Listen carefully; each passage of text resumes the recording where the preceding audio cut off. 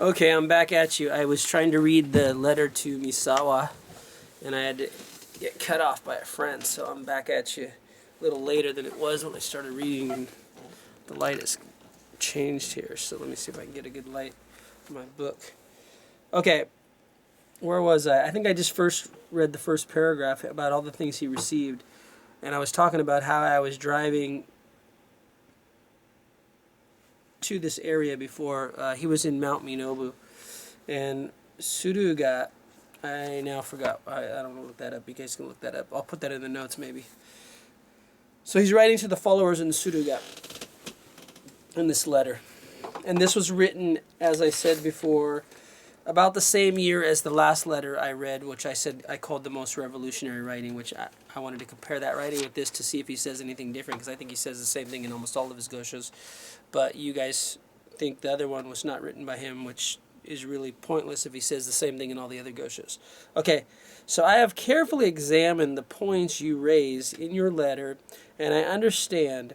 Although the people who study Buddhism outnumber the dust particles of the land, those who actually become Buddhas are fewer than the specks of dirt that can be placed on a fingernail. This, the world-honored one of great enlightenment, clearly states in the Nirvana Sutra. On reading it, I wondered why it should be so difficult, but after some thought I realized that indeed it must be so. Although people study Buddhism, it is difficult for them to practice it correctly, either because of the ignorance of their minds, or because, even though wise, they fail to realize that they are being misled by their teachers. Okay. Moreover, even though one may encounter a wise teacher and the true sutra, and thereby embrace the correct teaching, when one resolves to break free from the suffering of birth and death and attain Buddhahood, one will inevitably encounter 7 grave matters known as the 3 obstacles and 4 devils. These are Sansho Shima.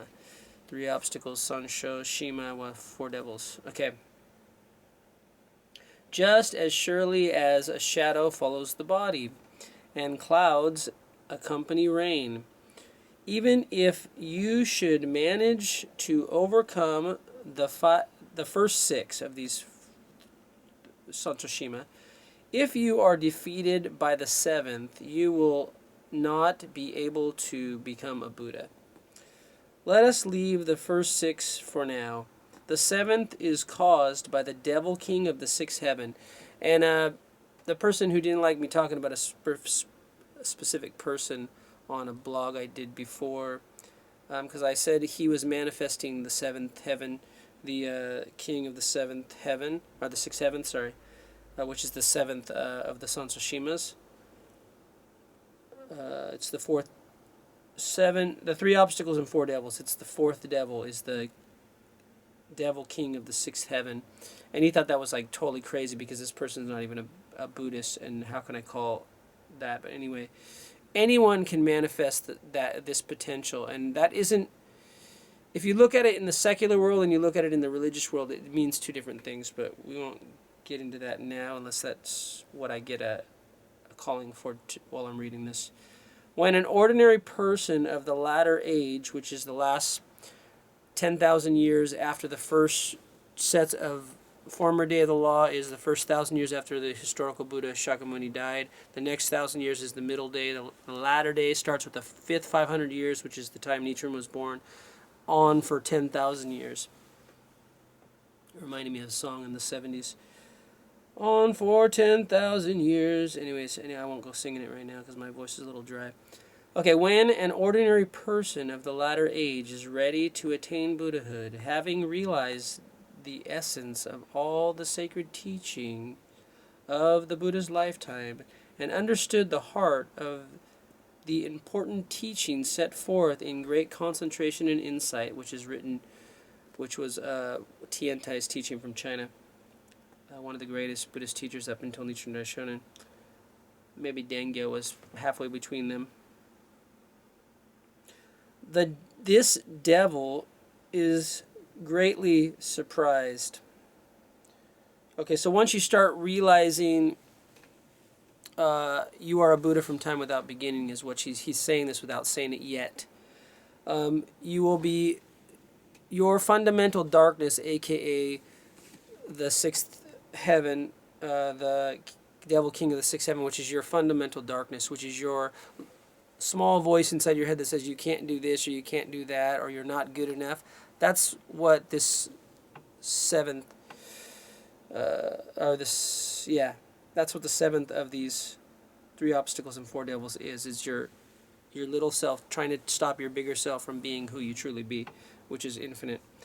Okay, so this devil inside becomes what's happening. This person's going to step into something greater than he's ever, or she or he's ever stepped into, so that your weakness comes out to the surface, which is just old energy coming to the surface to leave your body, but you think it's real because everyone thinks this fear and all this doubt and everything stuff is real, but it's just an illusion. Okay, he says to himself, "This is most vexing. If I allow this person to remain in my domain, he not only will free himself from the suffering of birth and death, but will lead others to enlightenment as well. Moreover, he will take over my realm and change it into a pure land. What shall I do?" This is the devil king, which is your lesser self talking when you try to step into your greater self. The devil king then summons all his underlings from the threefold world of desire, form, and formlessness, and tells them, quote, "Each of you now go and harass that votary according to your respective skills. If you should fail to make him abandon his Buddhist practice, then enter into the mind of his disciples, lay supporters, and the people of the land, and thus try to persuade or threaten him. If these attempts are also unsuccessful, I myself will go down and possess the mind and body of his sovereign to persecute that votary. Together, how can we fail to prevent him from attaining Buddhahood?" So this reality has a lot of traps in it to keep you from breaking out of the matrix field.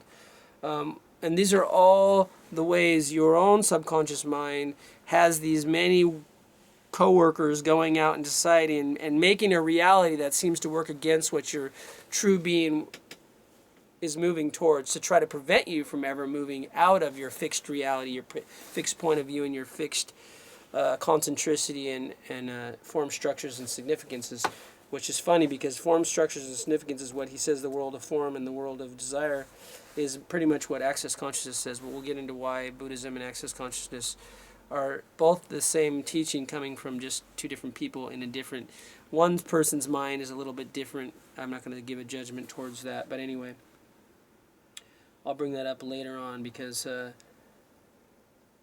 this is going to go far. Okay,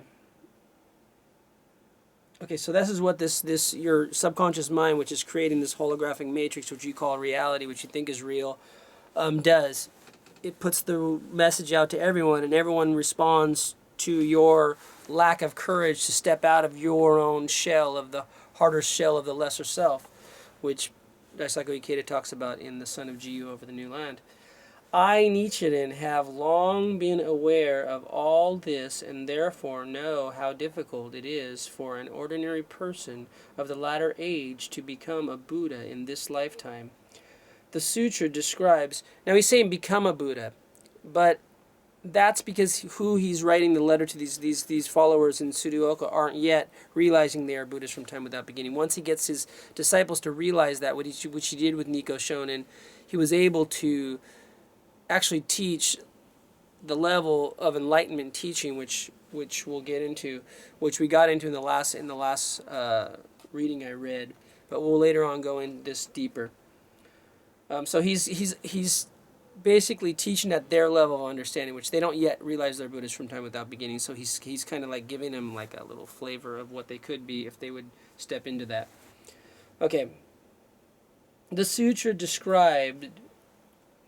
describe in many places how Shakyamuni Buddha attained enlightenment and the obstacles he suffered because of the devil king of the sixth heaven, which is his lesser self, which is his fundamental darkness. aka the devil. If you want to believe there's actually a physical being called the devil, then you can go on and believe that, but it's you. It's you are the devil, you are the God, you are whatever, you are everything and everything more. But you will never step into that because you're afraid to be who you truly be. Okay, unless you keep following my videos, and then you might get some courage. Okay, I'm just inviting you towards that. Okay, here we go. Let me read that last sentence because there was still more I want to say about it. The sutras describe in many places how Shakyamuni Buddha attained enlightenment and the obstacles he suffered because of the devil king of the sixth heaven absolutely seem absolutely unbearable. So the operative word here is seem. So he's going to talk about the delusion of reality, which is what seems real. So these obstacles that come at you whenever you're trying to transcend your current reality to move on to a reality that could be, if you were willing to step into it, there's always going to be unbearable obstacles, which he says seem unbearable. He didn't say they are unbearable, they seem unbearable. So it's important you read what I'm reading, not what you want to read. Because a lot of people read what they want to read, they're not reading what's actually written when they read these things. But if you go read what's actually written there and you take it into consideration, you'll know what he's talking about. Okay, so it's seems absolutely unbearable. Okay, the fiendish act of Devadatta and of King Ajatasattu. I always had trouble with this word. I always read it, but I don't ever say it out loud. King Ajatasattu, which was the king. Devadatta was trying to get this king to attack Shakyamuni, and it ended up this king became one of his best followers, and Devadatta turned around and became, again later, a follower as well. Devadatta was his cousin that tried to kill him because he was jealous of the fact that people were following him and not following his twisted way of living.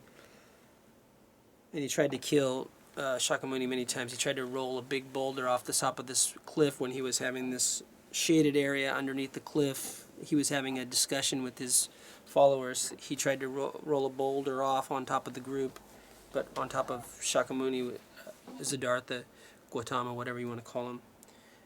I just call him me. That's who he is. I'm him and you're him and everyone else is him. He, she, it, whatever you want to call it. Okay, so this king, I don't want to say his name because it's too difficult, were due solely. So the fiendish acts of Devadatta and this king that he tried to get to also persecute him were due solely to the workings of that devil, which is the devil of, and it's your fundamental darkness. So this was Shakyamuni's fundamental darkness, implanting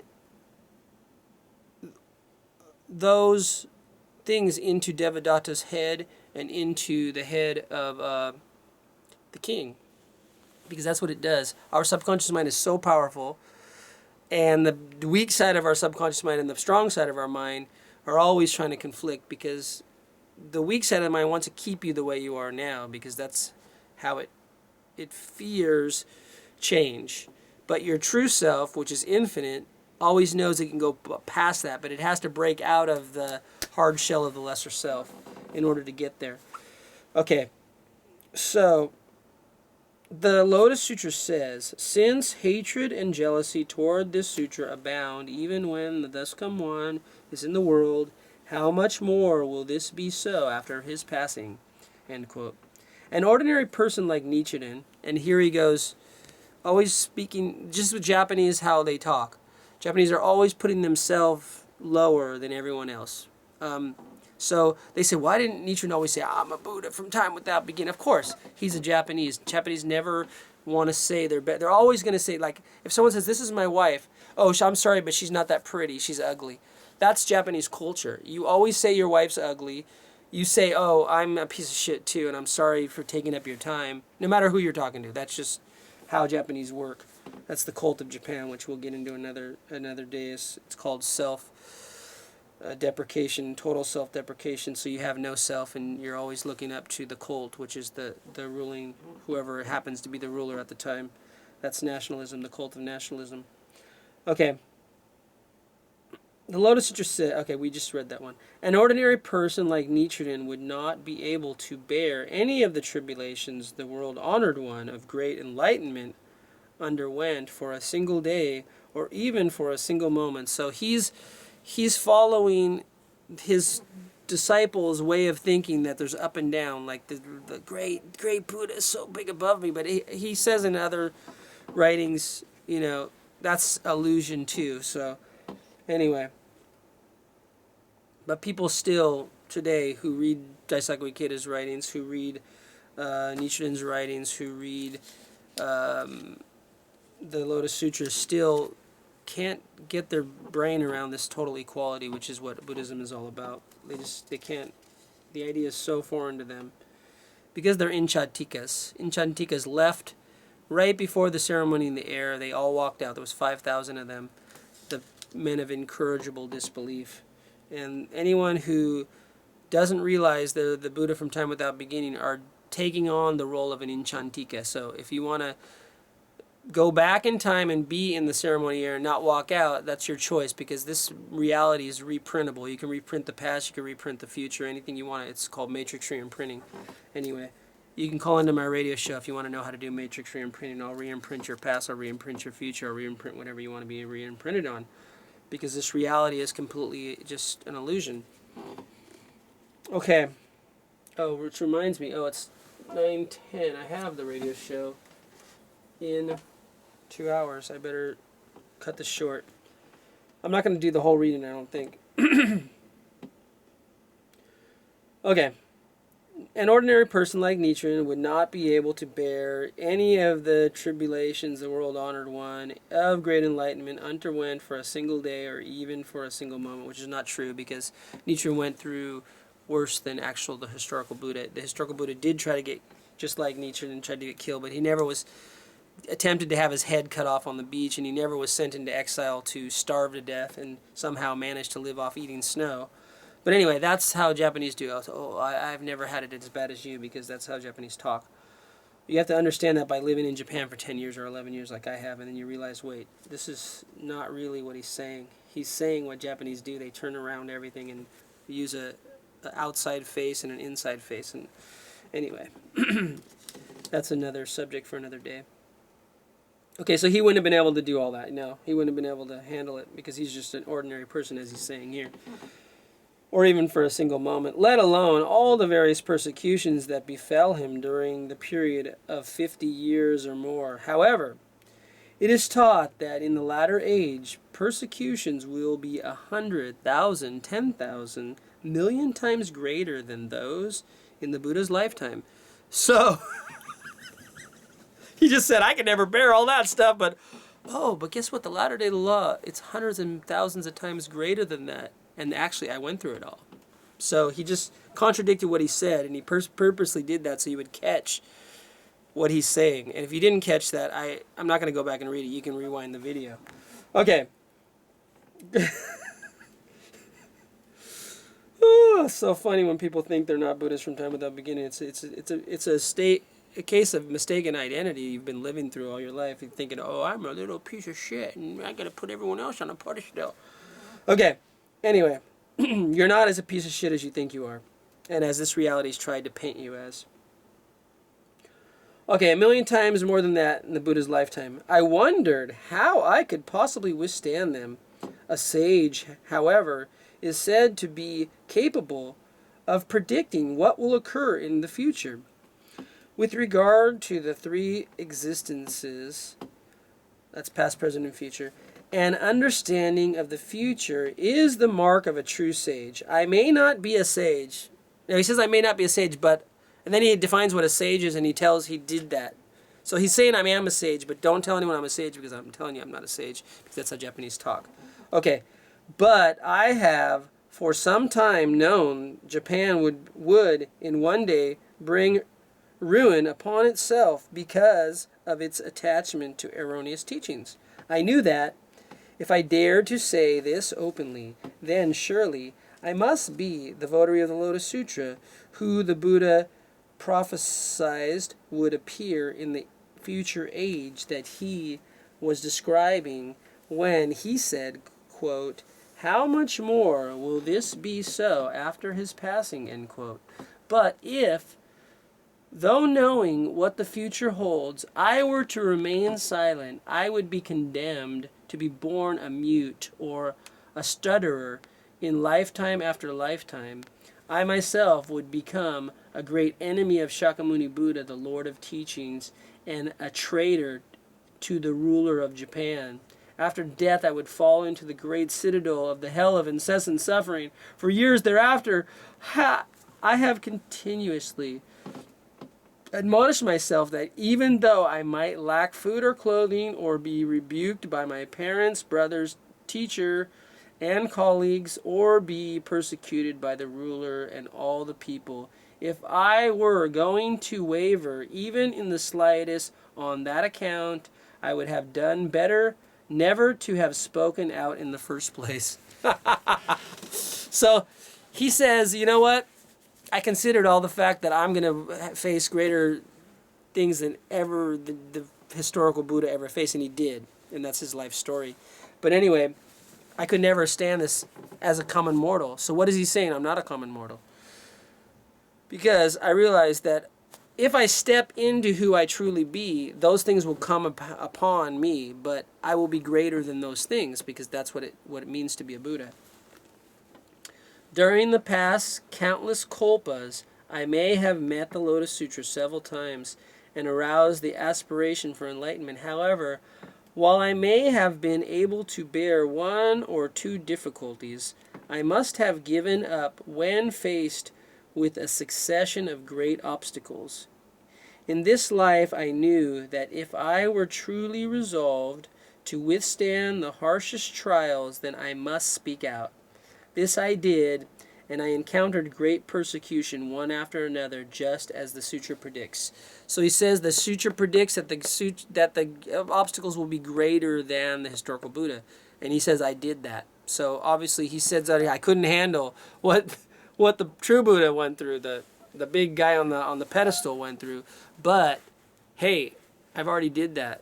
So he's contradicting himself again. So you can he's doing that to show that you have to read below his lines, otherwise you're not going to understand what he's saying, because he can't say what he needs to say being a Japanese, because Japanese language and Japanese cult, the cult of Japan, does not allow you to say what you truly want to say. So he has to say it in this coded, contradictory argument.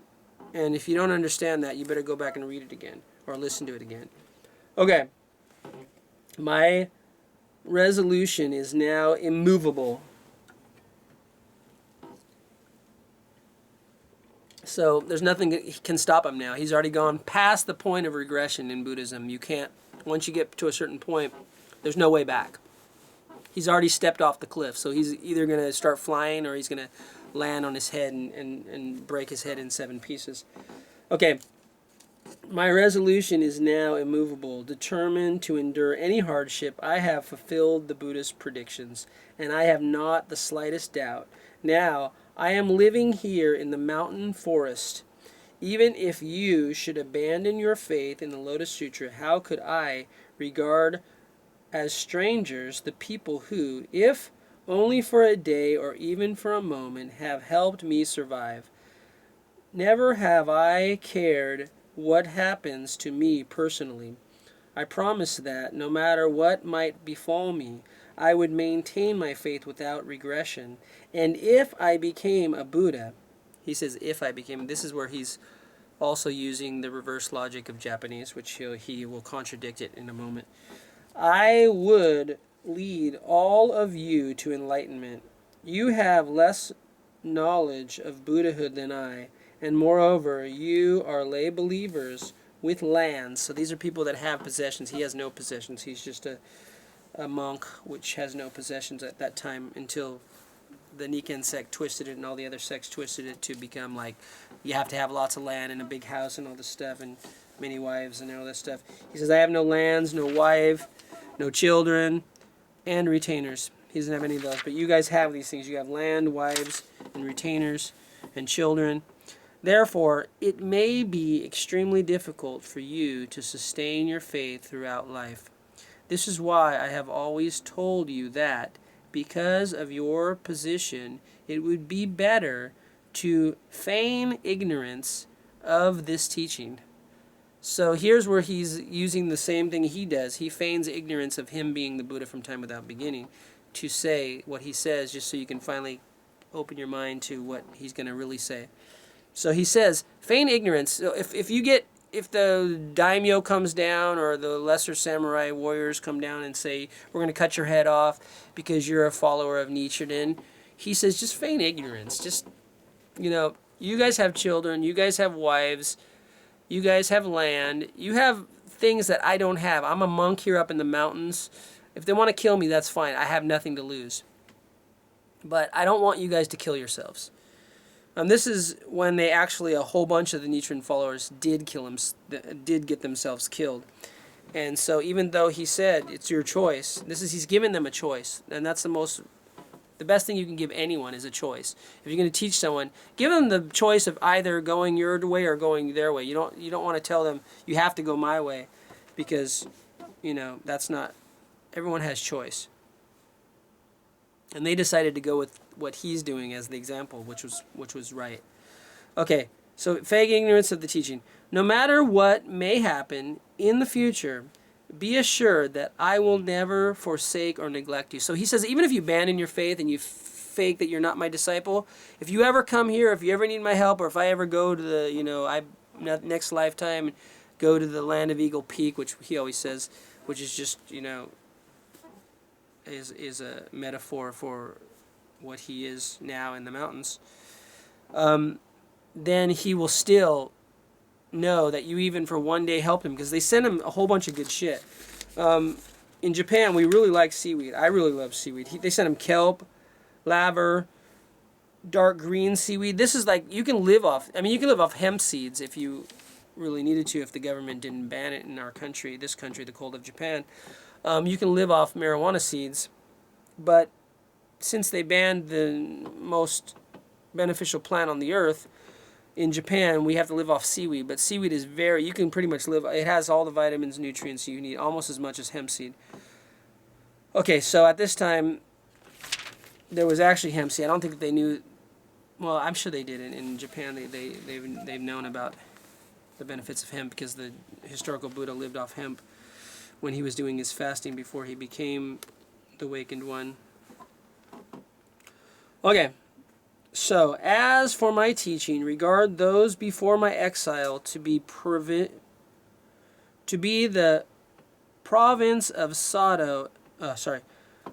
As for my teachings, regard those before my exile to the province of Sado as equivalent to the Buddha's pre-Lotus Sutra teachings. Are you ready for this?